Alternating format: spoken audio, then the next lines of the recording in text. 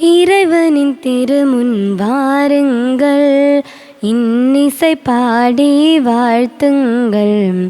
நன்றிகள் நிறைந்த மனதுடனே அவரின் நாமத்தை போற்றுங்கள். வாருங்கள், புகழ்ந்து போற்றுங்கள் நம்மை வாழ்விக்கும் தேவனை. வாருங்கள், புகழ்ந்து போற்றுங்கள் நம்மை வாழ்விக்கும் தேவனை. ஆலய மணிகளின் ஓசைதனில் ஆண்டவர் அழைக்கிறார், வாருங்கள். வாழ்வு தரும் வார்த்தையினால் வளம் மிக்கச் செய்வார், வாருங்கள். தந்தை மகன் தூயாவியாரின் பெயராலே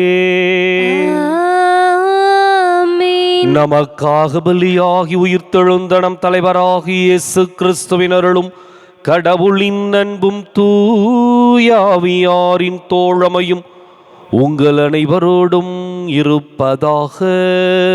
ஆன்மாவோடும் இருப்பதாக.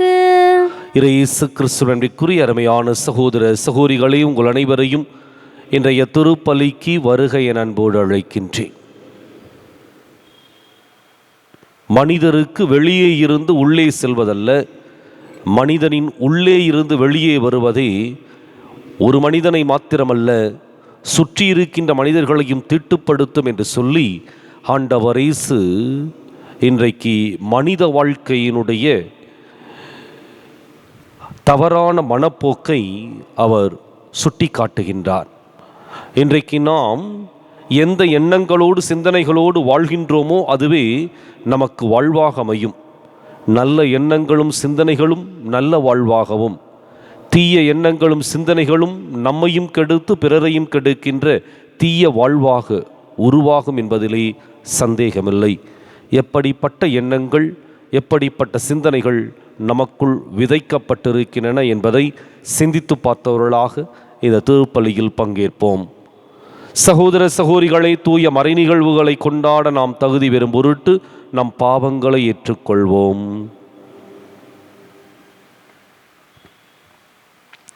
எல்லாம் உள்ள இறைவனிடமும் சகோதர சகோதரிகளே உங்களிடமும் நான் பாவியினை ஏற்றுக்கொள்கின்றேன்.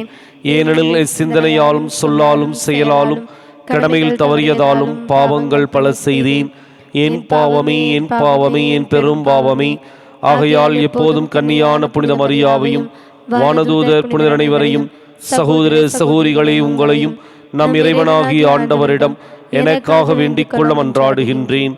எல்லாம் வல்ல இறைவன் நம் மீது இரக்கம் வைத்து நம் பாவங்களை மன்னித்து நம்மை நிலை வாழ்வுக்கு அழைத்துச் செல்வாராக. ஆமென். ஆண்டவரே இரக்கமாயிரும்.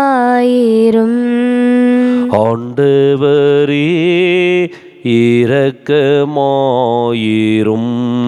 கிறிஸ்துவே இரக்கமாயிரும். கிறிஸ்துவே இரக்கமாயிரும். ஆண்டவரே இரக்கமாயிரும். ஆண்டவரே இரக்கமாயிரும். மன்றாடுவோமாக. இறைவா, புனிதர் அனைவரின் ஆற்றலானவரே, சிலுவையின் மறையுண்மை வழியாக மறை சாட்சியத்தின் வெற்றியினால் புனித கொன்சாலோ கார்சியாவை அணி செய்தீரே. அவரது பரிந்துரையால் எங்கள் இறப்பு வரை நாங்கள் நம்பிக்கையில் நிலைத்திருக்க அருள்வீராக. உம்மோடு தூயாவியாரின் ஒன்றிப்பில் இறைவனாய் என்றென்றும் வாழ்ந்து ஆட்சி செய்கின்ற எங்கள் ஆண்டவரும் உம் திருமகனுமாகி இயேசு கிறிஸ்து வழியாக உம்மை மன்றாடுகின்றோம். ஆமென்.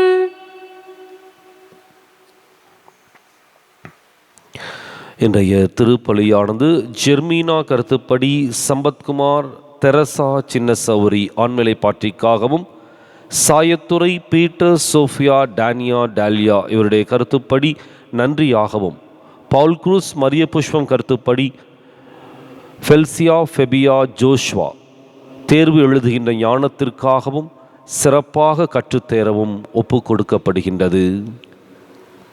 முதல் வாசகம். சேபா நாட்டு அரசி சாலமோனின் ஞானத்தை பற்றி கேள்வியுற்றார். அரசர்கள் முதல் நூலிலிருந்து வாசகம். 10ஆம் அதிகாரம் 1 முதல் 10 முடிய இறைவார்த்தைகள். அந்நாட்களில் ஆண்டவரின் பெயரை முன்னிட்டு சாலமோன் அடைந்திருந்த புகழை பற்றி சேபா நாட்டு அரசி கேள்வியுற்று கடினமான கேள்விகள் மூலம் அவரை சோதிக்க வந்தார். அவர் பரிவாரங்களோடும் நறுமண பொருள், மிகுதியான பொன், விலையுயர்ந்த கற்கள் ஆகியவற்றை சுமந்து வந்த ஒட்டகங்களோடும் எருசலேமுக்கு வந்து சேர்ந்தார். அவர் சாலமோனிடம் தம் மனதில் இருந்த கேள்விகள் அனைத்தையும் வெளிப்படுத்தினார். சாலமோன் அவருடைய கேள்விகளுக்கெல்லாம் விடை கூறினார். அவர் கேட்டவற்றுள் பதிலளிக்க இயலாதபடி எதுவும் அரசருக்கு புதிராக தோன்றவில்லை.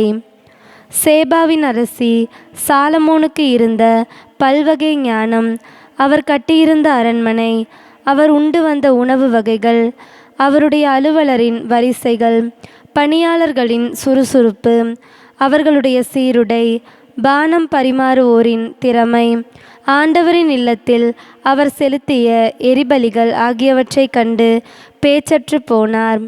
அவர் அரசரை நோக்கி கூறியது: உம்முடைய செயல்களையும் ஞானத்தையும் பற்றி என் நாட்டில் நான் கேள்விப்பட்டது உண்மையே என தெரிகிறது. நான் இங்கு வந்து அவற்றை நேரில் காணும் வரை அச்செய்திகளை நம்பவில்லை.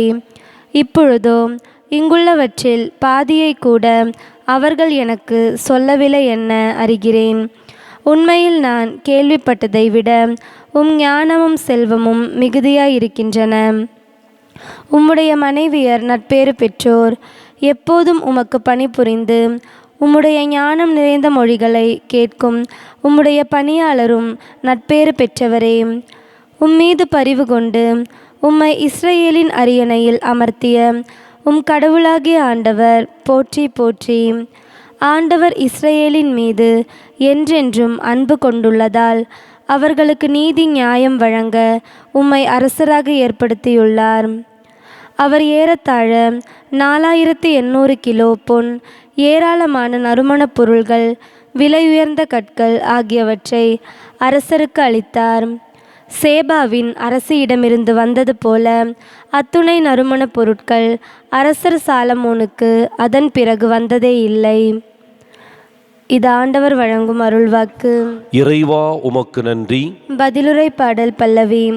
நேர்மையாளரின் வாய் ஞானத்தை அறிவிக்கும். நேர்மையாளரின் வாய் ஞானத்தை அறிவிக்கும். உன் வழியை ஆண்டவரிடம் ஒப்படைத்துவிடு, அவரையே நம்பியிரு, அவரே உன் சார்பில் செயலாற்றுவார்.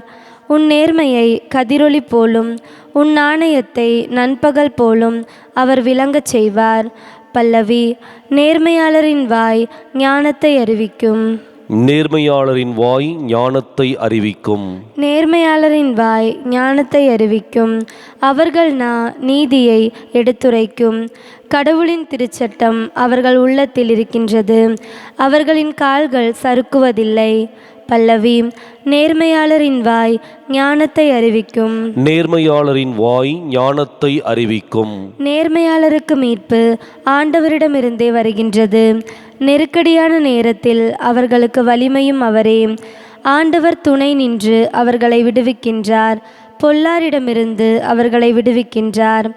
அவரிடம் அடைக்கலம் புகுந்ததால் அவர்களை மீட்கின்றார். பல்லவி. நேர்மையாளரின் வாய் ஞானத்தை அறிவிக்கும். நேர்மையாளரின் வாய் ஞானத்தை அறிவிக்கும்.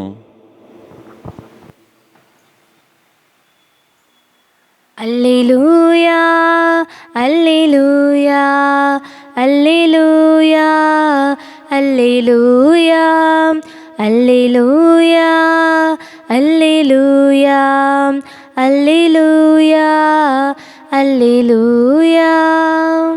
ஆண்டவரே, உண்மையினால் அவர்களை உமக்கு அர்ப்பணமாக்கியருளும். உமது வார்த்தையே உண்மை.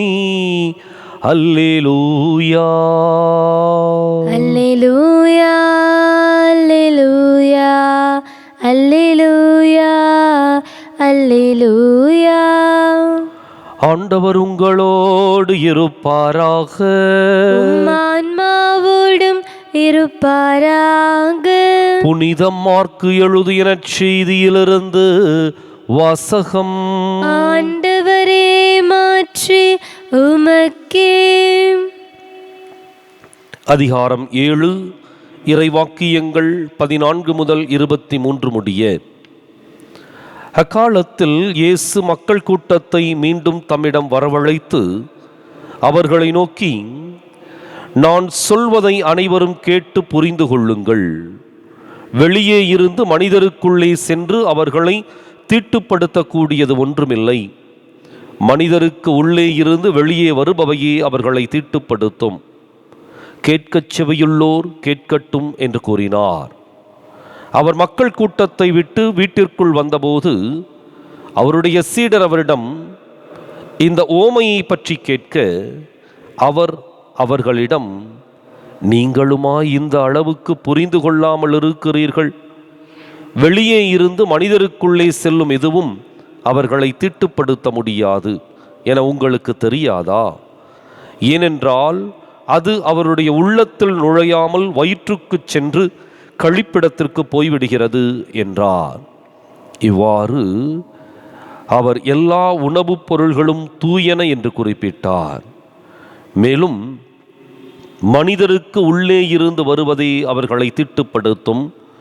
ஏனெனில் மனித உள்ளத்திலிருந்தே பரத்தமை, களவு, கொலை, விபச்சாரம், பேராசை, தீச்செயல், வஞ்சகம், காமவெறி, பொறாமை, பழிப்புரை, செருக்கு, மதிகேடு ஆகியவற்றை செய்ய தூண்டும் தீய எண்ணங்கள் வெளிவருகின்றன. தீயனவாகிய இவை அனைத்தும் உள்ளத்திலிருந்து வந்து மனிதரை தீட்டுப்படுத்துகின்றன என்றார். ஆண்டவரின் அருள்வாக்கு. கிறிஸ்துவே உமக்கு புகழ். இயேசு கிறிஸ்துவிற்குரிய அருமையான சகோதர சகோதரிகளே, அற்புதமான ஒரு உருவகத்தை இன்றைக்கு ஆண்டவர் இயேசு நமக்கு நற்செய்தியாக கொடுக்கின்றார். மனிதருக்கு வெளியே இருந்து உள்ளே செல்வது எதுவும் அவரை திட்டுப்படுத்தாது. அதே சமயத்தில் மனிதனுக்கு உள்ளே இருந்து வெளியே வருபவை அனைத்தும் தீயனவாக இருந்தால் நிச்சயமாக அது திட்டுப்படுத்தும். அது மாத்திரம்தான் தீமையையும் தீய விளைவுகளையும் ஏற்படுத்தும். இயேசுவினுடைய இந்த கூற்று மிக மிக சரியானது. இந்த உருவகம் நம்முடைய வாழ்க்கையோடு நெருங்கிய தொடர்புடையது. பரிசேயர்களும் சதுசேயர்களும் மறைநூல் அறிஞர்களும் கைகளை கழுவவில்லை, ஓய்வு நாள் சட்டத்தை அனுசரிக்கவில்லை அல்லது தூய்மை சடங்குகளை பின்பற்றவில்லை என்று சொல்லி மனிதர்களை குற்றம் சாட்டினார்கள். இவை அனைத்தும் உடல் சார்ந்த சட்டதிட்டங்கள். கையை கழுவுல அழுக்கா இருக்குது, தூய்மை சடங்கை பின்பற்றவில்லை, எனவே அவர்கள் தீட்டுப்பட்டவர்கள். இவை அனைத்தும் உடல் சார்ந்த தூய்மையை பற்றி சொல்லுகின்றது. உடல் சார்ந்த தூய்மை எப்பொழுது வேண்டுமானாலும் உடனடியாக செய்து கொள்ள முடியும். கழுவுவதோ குளிப்பதோ அல்லது அதற்குரிய உணவுகளை உண்ணுவதோ ஒரு உடலை தூய்மையாக வைத்திருக்கும். அதே சமயத்தில் ஆண்டவர் இயேசு இதை பற்றி கவலைப்படவில்லை. காரணம், உடல் சார்ந்த அந்த தூய்மை அனைத்தும், அக உறுப்புகள் அனைத்தும் தூய்மை பெறுவது தானாக அது நடைபெற்றுவிடும். காரணம், வாய்க்குள் போடப்படுகின்ற அந்த உணவு சென்று அது கழிப்பிடத்திற்கு சென்று விடுகின்றது, சக்தியை எடுத்துக்கொள்ளுகின்றது, மீதத்தை கழிவாக வெளியேற்றுகின்றது. இது இயற்கை அல்லது கடவுள் ஒரு உயிரினத்திற்குள் வைத்திருக்கின்ற வாடிக்கையான நிகழ்வு. இதை பற்றி கவலைப்பட தேவையில்லை. சில நேரங்களிலே அது சில பாதிப்புகளை ஏற்படுத்தும், அதே சமயத்தில் அதுவே சரியாகிவிடும். ஆனால் இயேசுவினுடைய நோக்கம் முழுவதும் உள்ளத்தினுடைய தூய்மையை குறித்திருந்தது. காரணம், இந்த உடல் சார்ந்த தீட்டுக்கள் அனைத்தும் ஒரு தனி மனிதனை ஒருவேளை பாதிக்கும், அது மீண்டும் சரியாகிவிடும். அது வேறு எந்த மனிதரையும் பாதிக்கப் போவதில்லை. ஆனால் உள்ளத்தில் இருக்கின்ற தீய எண்ணங்கள் தான் தன்னையும் பாதித்து அடுத்த மனிதர்களையும் பாதிக்கும் என்று சொல்லி சரியாக சொல்லுகின்றான். எனவே மனிதனுடைய உள்ளத்திலிருந்து வெளியே வருகின்ற ஒவ்வொன்றும் தான் தீட்டுப்படுத்தக்கூடிய காரியங்கள். தீட்டுப்படுத்தக்கூடிய காரியங்களை நாம் கூர்ந்து பார்க்க வேண்டும். நம்முடைய உள்ளத்தில் இருக்கின்ற செருக்கும் பேராசையும் அல்லது வன்மமும் வைராக்கியமும் அல்லது காமமும் பல்வேறு தவறுகளை செய்ய நம்மை தூண்டுகின்றது. இறுதியிலே நாம் தீய மனிதர்களாக மாறி நம்மை சுற்றி இருக்கின்ற மனிதர்களையும் அப்படிப்பட்ட தீமையின் விளைவுகளுக்கு உட்படுத்துகின்றோம். அங்கதான் தீட்டே உருவாகின்றது. இயேசுவினுடைய தீட்டு உடல் சார்ந்ததல்ல, இயேசு குறிப்பிடுகின்ற தீட்டு உள்ளம் சார்ந்தது. உள்ளம் தூய்மை பெறாவிட்டால் அது அந்த மனிதரை மாத்திரமல்ல, சுற்றி இருக்கின்ற அத்தனை பேரையும் தீட்டுப்படுத்தும். பொறாமையுள்ள ஒரு மனிதன் தன்னை மாத்திரமல்ல, தன்னை சுற்றி இருக்கின்ற மனிதர்களையும் அந்த விளைவுகளுக்கு உட்படுத்துகின்றான். பேராசை மிக்க மனிதர்களும், காமவெறி பிடித்த மனிதர்களும், அல்லது செருக்கோடு வாழ்கின்ற மனிதர்களும், அடுத்தவர்களை பழித்து பேசுகின்ற மனிதர்களும் தங்களை மட்டுமல்ல, தங்களை சுற்றி இருக்கின்ற மனிதர்களையும் அந்த விளைவுகளுக்கும் பாதிப்புகளுக்கும் உட்படுத்துகின்றார்கள். ஒரு முறை ஒரு பைத்தியக்காரன் தன்னுடைய தோளிலே மிகப்பெரிய சாக்கு மூட்டையை சுமந்து கொண்டு செல்லுகின்றான். அந்த சாக்கு பைக்குள் இருந்ததெல்லாம் என்ன அப்படின்னா, பழைய துணி, பீந்து போன செருப்பு, உடைந்து போன பாட்டில்கள். இதுதான் அந்த சாக்கு பைக்குள். அவனுக்கு எதிரே பட்டாடை உடுத்தி பகட்டாக ஒரு பெரிய மனிதர் வந்தார். அவனை எதிர்கொண்டு கடந்து செல்லுகின்ற பொழுது அவர் முனகிக் கொண்டே சென்றார். பைத்தியக்காரன் தேவையில்லாத பொருட்களை எல்லாம் சுமந்து கொண்டு செல்லுகின்றான் என்று சொல்லி முனகிக் கொண்டு செல்லுகின்றார். இந்த முனகல் சத்தம் அந்த பைத்தியக்காரனுக்கு கேட்கின்றது. உடனே அவன் திருப்பி சொல்லுகின்றான் அந்த பெரியவரை பார்த்து, யாரடா பைத்தியக்காரன், நீயா நானா? நான் வேண்டுமென்றால் வேண்டாத குப்பைகளை சுமந்து செல்லலாம், அதை இப்பொழுதே தூக்கி எறிந்து விடுவேன். ஆனால் உன்னுடைய உள்ளத்திற்குள் இருக்கின்ற சுயநலத்தையும் அடுத்தவர்களை ஏமாற்றுகின்ற வஞ்சக எண்ணத்தையும் உன்னால் தூக்கி எறிய முடியுமா? பகட்டாக உடை உடுத்தி விட்டால் உடனடியாக நீ பெரிய மனிதராகி விடுவாயா என்று சொல்லி திரும்ப அவரை சாடுகின்றான். இது உண்மை. ஏதோ தெரியாமல் பேசிவிட்டான் என்பதல்ல, மாறாக தெரிந்தே பேசினான். இன்றைக்கு நாம் உடலிலே தூய்மையை சிறப்பாக பின்பற்றுகின்றோம், அழகான உடை உடுத்துகின்றோம், நல்ல உணவுகளை உண்ணுகின்றோம். ஆனால் உள்ளத்திற்குள் தீமையையும் தீய எண்ணங்களையும் வளர்த்து கொண்டிருந்தால் ஒருபோதும் அது நமக்கு பயனளிக்கப் போவதில்லை, பலனளிக்கப் போவதில்லை. இன்றைக்கு சிந்தித்து பார்ப்போம். நம்முடைய எண்ணமும் சிந்தனைகளும் தூய்மையாக இருக்க, அதன் வழியாக நல்ல ஒரு பாதிப்பை நம்மை சுற்றி இருக்கின்ற மனிதர்களுக்கு நாம் கொடுக்க இந்த திருப்பலியில் தொடர்ந்து மன்றாடுவோம். காணிக்கை தந்தோம் கர்த்தாவே, ஏற்றுக்கொள்ளெம்மையே இப்போது. கண் கொண்டு பாரும் கடவுளின் மகனே, காணிக்கை யார் தந்தார் நீர்தானே. காணிக்கை தந்தோம் கர்த்தாவே, ஏற்றுக்கொள்ளெம்மையே இப்போது. நாங்கள் தந்த காணிக்கை எல்லாம் இரட்சகன் கொடுத்தது. மேகம் சிந்தும் நீர்த்துளி எல்லாம் பூமியில்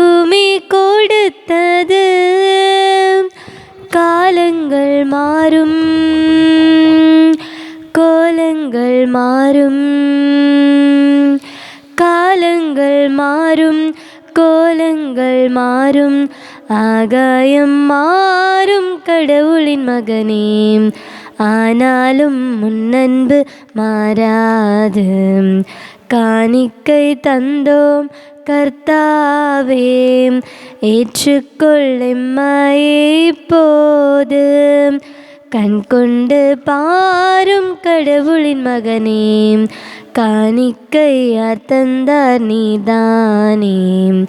காணிக்கை தந்தோம் கர்த்தாவே, ஏற்றுக்கொள் எம்மை இப்போது.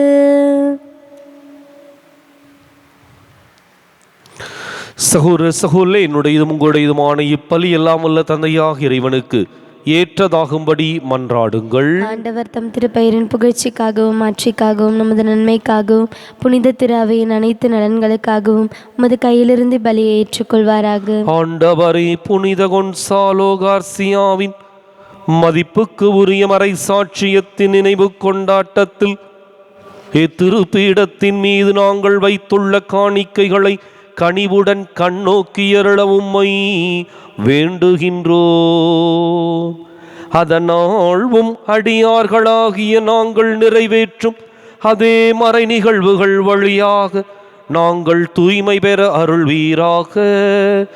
எங்கள் ஆண்டவராகிய கிறிஸ்து வழியாக உம்மை மன்றாடுகின்றோம். ஆண்டவர் உங்களோடு இருப்பாராக, ஆன்மாவோடும் இருப்பாராக. இதயங்களை மேலே எழுப்புங்கள். ஆண்டவரிடம் எழுப்பியுள்ளோம். நம் இறைவனாகிய ஆண்டவருக்கு நன்றி கூறுவோம். அது தகுதியும் நீதியுமானதே. ஆண்டவரை தூயவரான தந்தையே, என்றுமுள்ள எல்லாம் வல்ல இறைவா, எங்கள் ஆண்டவராகிய கிறிஸ்து வழியாக எந்நாளும் எவ்விடத்திலும் நாங்கள் உமக்கு நன்றி செலுத்துவது மெய்யாகவே தகுதியும் நீதியும் ஆகும். எங்கள் கடமையும் மீட்புக்கு உரிய செயலும் ஆகும். ஏனெனில் உம் புனிதர்களின் வியத்தகு சாட்சியத்தால் உமது திரு அவை என்றும் புதிய ஆற்றல் பெற்று வளமடைகின்றது. இவ்வாறு எங்கள் மீது நீர் கொண்டிருக்கும் பரிவன்பை தெள்ளத் தெளிவாக காட்டுகின்றீர். மேலும் எங்களது மீட்பின் மறை நிகழ்வை நாங்கள் நிறைவேற்றுவதில் அப்புனிதர்களின் சிறப்புமிக்க எடுத்துக்காட்டால் தூண்டப்பெற்று அவர்களது தகுந்த பரிந்துரையால் என்றும் ஊக்கம் பெறவும் அருளுகின்றீர். ஆகவே ஆண்டவரே, வானதூதர் புனிதர் அனைவரோடும் நாங்களும் சேர்ந்து உமது பெருமையை பறைசாற்றி அக்களிப்புடன் சொல்வதாவது: தூயவர் தூயவர் தூயவர், வான்படைகளின் கடவுளாம் ஆண்டவர். விண்ணகமும் மன்னகமும் உமது மாட்சியால் நிறைந்துள்ளன. உன்னதங்களிலே ஓசன்னா. ஆண்டவர் பெயரால் வருகிறவர் ஆசி பெற்றவர். உன்னதங்களிலே ஓசன்னா. தாயும் தந்தையுமான இறைவா, நீர் மெய்யாகவே தூயவர், தூய்மை அனைத்துக்கு முற்று. ஆகவே உம்முடைய ஆவியை பொழிந்து காணிக்கைகளை தூய்மைப்படுத்தமை வேண்டுகின்றோம். இவ்வாறு எங்கள் ஆண்டவர் இயேசு கிறிஸ்துவின் உடலும் இரத்தமுமாக எங்களுக்கு இவை மாறுவனவாக. அவர் பாடுபட உளம் கனிந்து தம்மை கையளித்த போது அப்பத்தை எடுத்து நன்றி செலுத்தி அதை பிட்டு தம் சீடர்களுக்கு அளித்து கூறியதாவது: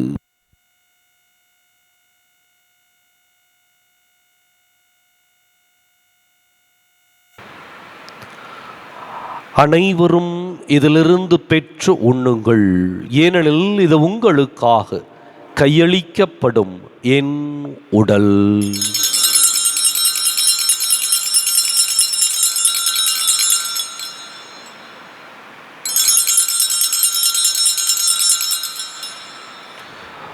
அவண்ணமை இரவு விருந்தை அருந்திய பின் கிண்ணத்தையும் எடுத்து மீண்டும் உமக்கு நன்றி கூறி தம் சீடர்களுக்கு அளித்து அவர் கூறியதாவது: அனைவரும் இதிலிருந்து பெற்று பருகுங்கள், ஏனெனில் இது புதிய நிலையான உடன்படிக்கைக்கு உரிய என் இரத்தத்தின் கிண்ணம். இது பாவ மன்னிப்புக்கென்று உங்களுக்காகவும் பலருக்காகவும் சிந்தப்படும். இதை என் நினைவாகச் செய்யுங்கள்.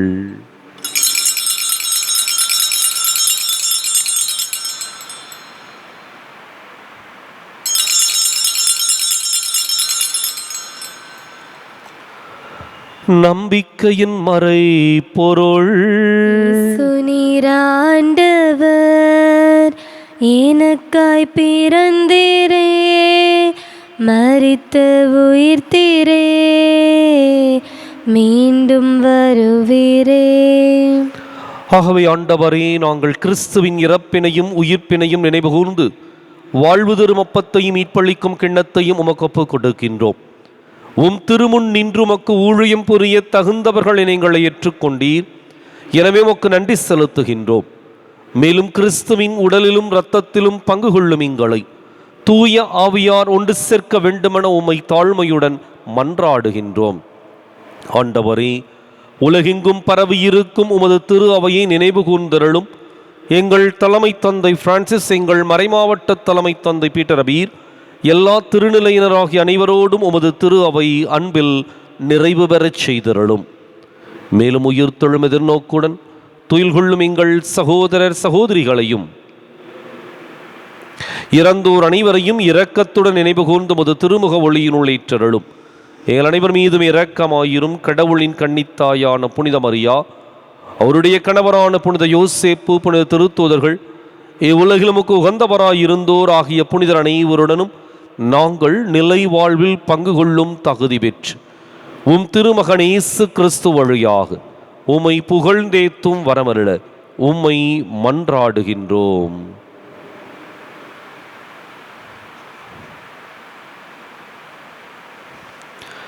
இவர் வழியாக இவரோடு இவரில் எல்லாம் வல்ல இறைவனாகிய தந்தையே, தூய ஆவியாரின் ஒன்றிப்பில் எல்லா புகழும் ஆட்சியும் என்றென்றும் உமக்கு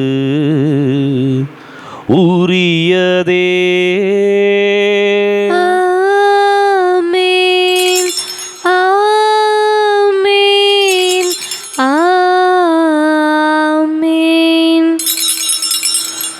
கடவுளை நம் தந்தை என அழைக்க இயேசு நமக்கு கற்பித்தார். எனவே நாம் அனைவரும் இணைந்து துணிந்து சொல்லுவோம். விண்ணுலகில் இருக்கிற எங்கள் தந்தையே, உமது பெயர் தூயது என போற்ற பெறுக. உமது ஆட்சி வருக. உமது திருவுளம் விண்ணுலகில் நிறைவேறுவது போல மண்ணுலகிலும் நிறைவேறுக. எங்கள் அன்றாட உணவை இன்று எங்களுக்கு தாரும். எங்களுக்கு எதிராக குற்றம் செய்வோரை நாங்கள் மன்னிப்பது போல எங்கள் குற்றங்களை மன்னியும். எங்களை சோதனைக்கு உட்படுத்தாதேயும், தீமையிலிருந்து எங்களை விடுவித்தருளும். ஆண்டவரை, தீமை அனைத்திலிருந்தும் எங்களை விடுவித்து எங்கள் வாழ்நாளில் அமைதியை கனிவுடன் அருளும் மன்றாடுகின்றோம். உமது இரக்கத்தின் உதவியால் நாங்கள் பாவத்திலிருந்து எப்போதும் விடுதலை பெற்று யாதொரு கலக்கமும் இன்றி நலமாயிருப்போமாக. நாங்கள் எதிர்நோக்கி இருக்கும் பேரின்பத்துக்காகவும் மீட்பராக இயேசு கிறிஸ்துவின் வருகைக்காகவும் காத்திருக்கின்றோம். ஏனெனில் ஆட்சியும் வல்லமையும் மாற்றியும் என்றென்றும் உமதே. ஆண்டவரை இயேசு கிறிஸ்துவை, அமைதியை உங்களுக்கு விட்டுச் செல்கின்றேன், என் அமைதியையே உங்களுக்கு அளிக்கின்றேன் என்றும் திருத்தூதர்களுக்கு மொழிந்தீரே. எங்கள் பாவங்களை பாராமல் உமது திரு அவையின் நம்பிக்கையை கண்ணோக்கி உமது திருவுளத்துக்கு ஏற்பதற்கு அமைதியையும் ஒற்றுமையும் அளித்தருள்வீராக. என்றென்றும் வாழ்ந்து ஆட்சி செய்கின்றவன் நீரே. ஆமென். ஆண்டவருடைய அமைதி உங்களோடு என்றும் இருப்பதாக. ஆன்மாவோடும் இருப்பதாக. ஒருவருக்கொருவர் அமைதியை பகிர்ந்து மகிழ்வோம். உலகின் பாவங்களை போக்கும் இறைவனின் செம்மறியே, எங்கள் மேல் இரக்கமாயிரும். உலகின் பாவங்களை போக்கும் இறைவனின் செம்மறியே, எங்கள் மேல் இரக்கமாயிரும். உலகின் பாவங்களை போக்கும் இறைவனின் செம்மறியே, எங்களுக்கு அமைதியை அளித்தருளும்.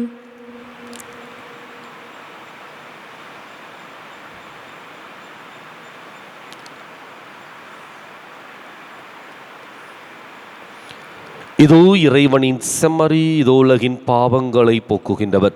இந்த செம்மறியின் விருந்துக்கு அழைக்கப் பெற்றோர் பேறு பெற்றோர். ஆண்டவரை, நீர் என் இல்லத்தில் எழுந்தருள நான் தகுதியற்றவள்.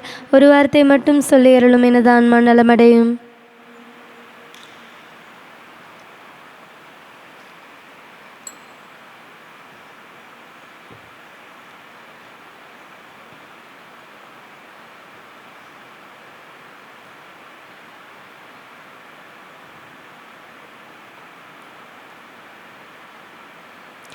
நீயே எமது வழி, நீயே எமது ஒளி, ஒளி, நீயே எமது வாழ்வு இசையா. நீயே எமது வழி, நீயே எமது ஒளி, நீயே எமது வாழ்வு இசையா. நான்கு திசையும் பாதைகள் சந்திக்கின்ற வேளைகள், நன்மை என்ன தீமை என்ன அறியாத கோலங்கள். நான்கு திசையும் பாதைகள் சந்திக்கின்ற வேளைகள், நன்மை என்ன தீமை என்ன அறியாத கோலங்கள். நீ எங்கள் வழியாவாய், நீதியின் பாதையின் பொருளாவாய். உனது பாத பதிவுகள் எமது வாழ்வின் தெளிவுகள், அவற்றில் நாம் நடந்தால் வெற்றியின் கனிகள். நீயே எமது வழி, நீயே எமது ஒளி, நீயே எமது வாழ்வு இசையா.